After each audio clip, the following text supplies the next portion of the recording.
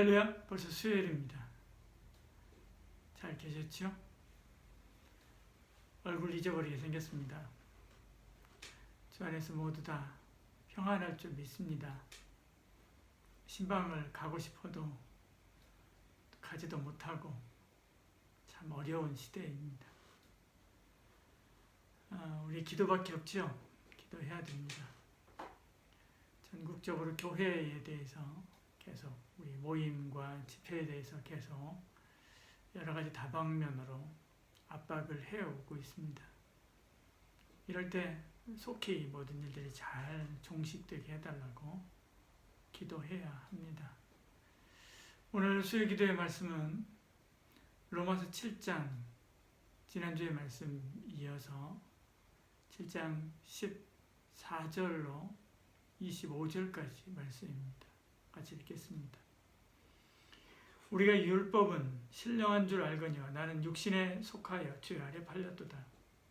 내가 행하는 것을 너희가 알지 못하느니 곧 내가 원하는 것을 행하지 아니하고 도리어 미워하는 것을 행함이라. 만일 내가 원하지 아니하는 그것을 행하면 내가 이로써 율법이 선한 것을 시인하노니 이제는 그것을 행하는 자가 내가 아니요 내 속에 거하는 죄니라. 내 속 곧 내 육신에 선한 것이 거하지 아니하는 줄 아노니 원함은 내게 있으나 선을 행하는 것은 없노라. 내가 원하는 바 선은 행하지 아니하고 도리어 원하지 아니하는 바 악을 행하는도다. 만일 내가 원하지 아니하는 그것을 하면 이를 행하는 자는 내가 아니요 내 속에 거하는 죄니라. 그러므로 내가 한 법을 깨달았노니 곧 선을 행하기 원하는 나에게 악이 함께 있는 것이로다. 내 속사람으로는 하나님의 법을 즐거워하되 내 지체 속에서 한 다른 법이 내 마음의 법과 싸워 내 지체 속에 있는 죄의 법으로 나를 사로잡는 것을 보는도다. 오라 나는 곤고한 사람이로다. 이 사망의 몸에서 누가 나를 건져내랴. 우리 주 예수 그리스도로 말미암아 하나님께 감사하리로다. 그러니 내 자신이 마음으로는 하나님의 법을 육신으로는 주의 법을 섬기노라. 아멘. 죄 중독이라고 하는 주제입니다. 율법은 지난주 그리고 지지난주도 계속 말씀을 나눴듯이 율법은 결코 나쁜 것이 아닙니다. 로마서 7장 14절 이렇게 말씀하지요. 우리가 율법은 신령한 줄 알거니와 이렇게 말씀합니다. 그래서 우리가 율법을 지키려고 애를 쓰지만 번번이 실패하고 또 실패합니다. 율법이 말하는 죄를 버리고 새 삶을 살려고 하지만 계속 죄에 끌려다니게 되지요. 7장 15절에 말씀합니다. 16절 내가 행하는 것을 알지 못하노니 곧 내가 원하는 것은 행하지 아니하고 도리어 미워하는 것을 행함이라. 만일 내가 원하지 아니하는 것을 행하면 내가 이로써 율법이 선한 것을 시인하노니 그렇게 말씀합니다. 나는 안 하려고 하지만 내 안에 있는 죄가 자꾸 죄를 범하도록 악을 행하도록 그렇게 나를 조종하는 것이지요. 17절 18절에 말씀합니다. 이제는 그것을 행하는 자가 내가 아니요 내 속에 거하는 죄니라. 내 속 곧 내 육신에 선한 것이 거하지 아니하는 줄을 아노니 원함은 내게 있으나 선을 행하는 것은 없노라. 그래서 내 의도와는 다르게 계속해서 죄를 짓고 악을 행하고 좌절하기를 반복하는 것입니다. 19절에 말씀하죠.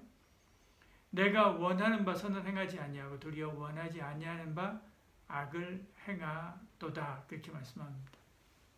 예를 들어서 술 중독에 빠진 사람이 있다고 한번 생각해 보십시오. 이 사람이 술만 마시면 가족들을 괴롭히고 주변 사람들을 괴롭히고 힘들게 합니다. 그럴 때 사람들이 그렇게 생각하죠. 저 사람은 술만 마시지 않으면 호인인데 술만 마시면 저렇게 짐승처럼 된다라고 이야기를 합니다. 그러면서 뭐라고 이야기합니까? 다 술 때문이다. 술 때문이다. 그러면서 술에 대해서 굉장히 관대하죠. 우리나라 문화는 굉장히 관대합니다. 왜? 그 사람이 아니라 술이 그렇게 그를 만들기 때문에 그렇다라고 생각하기 때문에 그런 것입니다. 죄도 그렇다는 말입니다. 20절에 말씀하죠. 만일 내가 원하지 않은 그것을 행하면 이를 행하는 자는 내가 아니요 내 속에 거하는 죄니라. 술이 미친 짓을 하게 하는 것처럼 내 안에 있는 죄가 악을 행하게 한다는 것입니다. 그러니까 우리 안에는 두 가지의 자아가 있는 것이지요. 하나는 죄를 짓게 하는 나, 범죄한 나, 죄에 오염된 나, 죄에 중독된 나가 있습니다. 또 하나는 하나님의 뜻대로 선하게 살려고 하는 그런 나가 있는 것입니다. 21절에 이렇게 말씀하죠. 그러므로 내가 한 법을 깨달았노니 곧 선을 행하기 원하는 나에게 악이 함께 있는 것이로다. 나의 속사람은 그래서 하나님의 법을 즐거워하고 그리고 하나님의 뜻대로 살고 싶지만 내 지체 속에 있는 또 다른 법, 그 다른 법이 나의 몸은 그 다른 법이 지배해서 그래서 계속 죄를 짓게 만든다는 것입니다. 22절, 14, 23절의 말씀이 그거죠. 내 속사람으로는 하나님의 법을 즐거워하되 내 지체 속에서 다른 법이 내 마음의 법과 싸워 내 지체 속에 있는 죄의 법으로 나를 사로잡는 것을 내가 보는도다 말씀하는 겁니다. 다시 말해서 우리는 알코올 중독처럼 죄에 중독됐다는 것입니다. 중독의 대표적인 것이 마약 중독이지요. 마약을 중단하고 나면 이틀에서 3일까지 이 금단 현상이 최고조에 이른다고 합니다. 뼈가 아프고 근육이 아프고 구토하고 설사하고 불면증에 시달리게 되고 이런 여러 가지 굉장히 힘든 그런 증상들이 나타난다고 합니다. 그래서 이 3일까지는 이것이 극에 달할 정도로 지속됐다가 그 다음부터는 이게 떨어지게 되는데 일주일 이상 이렇게 떨어진다고 합니다. 심리적으로 불안할 뿐만 아니라 육체적으로도 이런 여러 가지 많은 고통을 받게 되는 것입니다. 이렇게 참아낸 후에도 또 다시 마약을 찾는 사람들이 대부분이라고 합니다. 다시 마약에 손대고 싶은 그런 심적인 그 마음이 여전히 남아있기 때문에 그렇습니다. 이처럼 우리는 만성적으로 죄에 중독되어 있습니다. 구원받은 후에도 마찬가지로 우리의 몸은 자꾸 쾌락을 추구하며 죄를 갈망하게 되어 있죠. 우리도 그렇습니다. 구원받은 내가 이렇게 살아도 되나? 그런 마음이 드는 그런 죄된 행동들을 계속 반복합니다. 그러다 보면 죄책감이 들고 시간이 가면 갈수록 점점 더 뻔뻔한 자신, 위선자가 되어가는 자기 자신, 그 자신을 보면서 또다시 괴로워하게 되지요. 그래서 괴롭고 힘든 것입니다. 24절에 말씀하지요.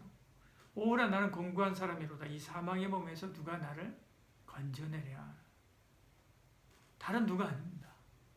내 안에 있는 나와 싸우는 거죠. 내 안에 있는 나와 싸워서 계속해서 싸우는데 결국에는 KOP 당한다는 겁니다. 코는 주저앉고 눈은 깨지고 늑골은 부러져서 폐를 찌르고 금방이라도 쓰러지고 금방이라도 죽을 것 같은 것이죠. 불교나 다른 이방 종교에서도 이렇듯 자신들이 생각하는 그런 선을 행하려고 수련을 하죠.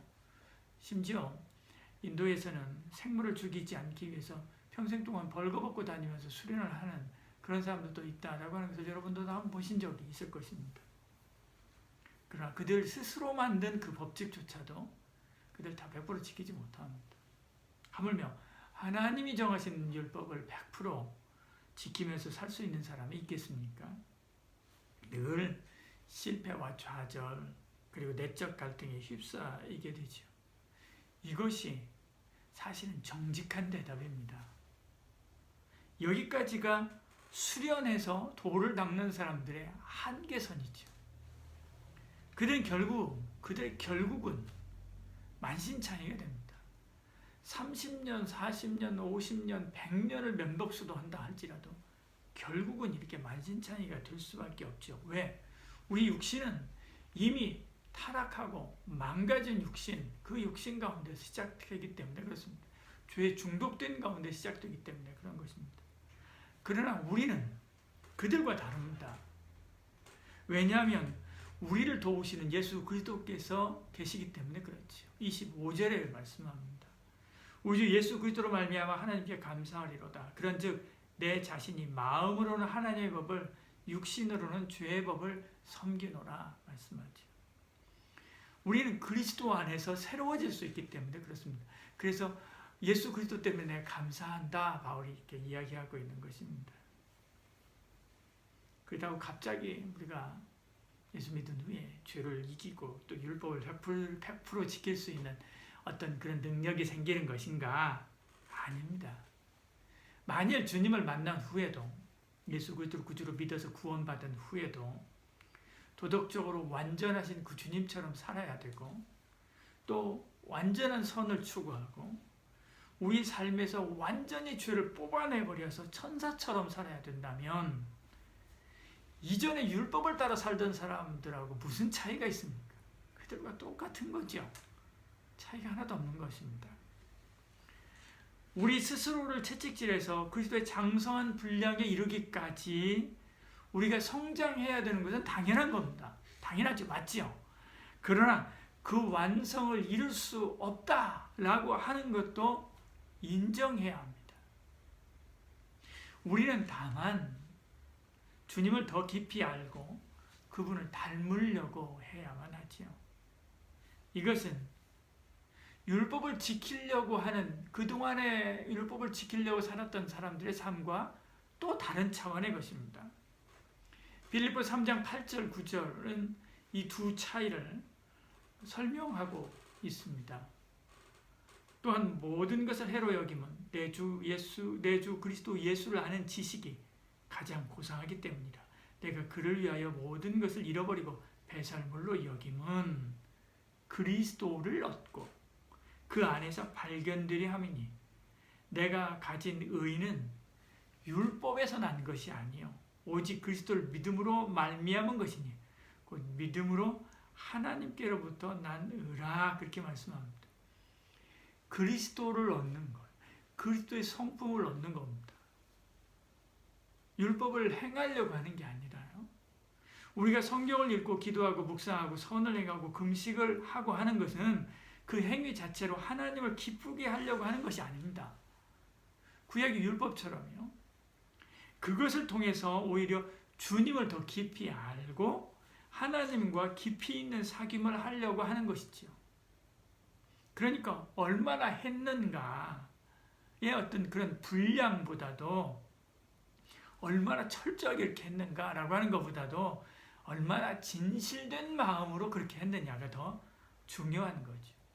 만일 우리가 예배하고 봉사하고 성찬식을 하고 성도들과 사랑의 교제를 한다면 그런 행위가 하나님 앞에 어떤 공로나 의무가 아니라 우리 속에서 역사하시는 하나님, 우리 공동체 안에서 역사하시는 하나님, 우리가 예배하는 자 속에서 역사하시는 바로 그 하나님을 더 깊이 알고 배우고자 하는 것입니다.